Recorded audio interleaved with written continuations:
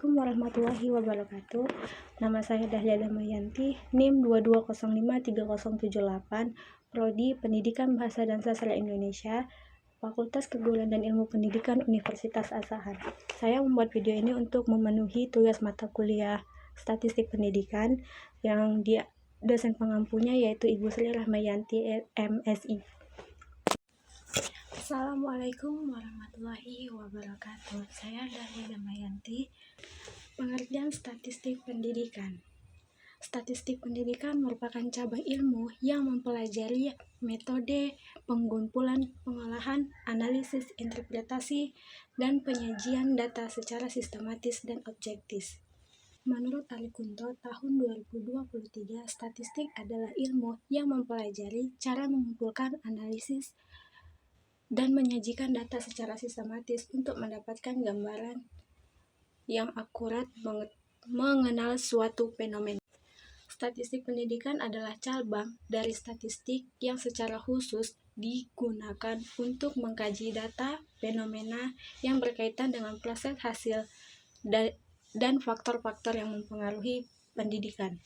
Penggunaan statistik dalam pendidikan bertujuan untuk memberikan gambaran yang objektif dan terukur mengenai kondisi pendidikan di suatu wilayah atau institusi tertentu. Sebagai contoh, statistik pendidikan dapat digunakan untuk mengetahui tingkat kelulusan siswa di sebuah sekolah.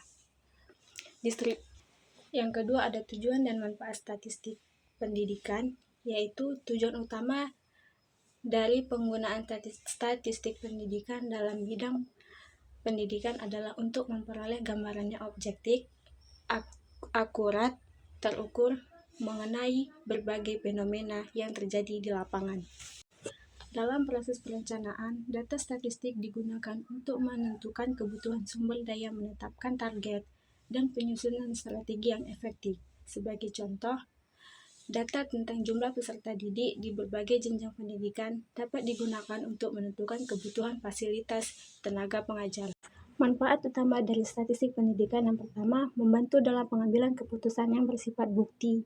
Yang kedua, memudahkan dalam mengidentifikasi masalah. Yang ketiga, mendukung pengembangan inovasi dalam pendidikan. Yang ketiga, ruang lingkup statistik pendidikan. Ruang lingkup statistik pendidikan mencakup berbagai aspek yang berkaitan dengan pengumpulan, pengolahan, analisis, penyajian, dan interpretasi data yang berkaitan dengan proses dan hasil pendidikan.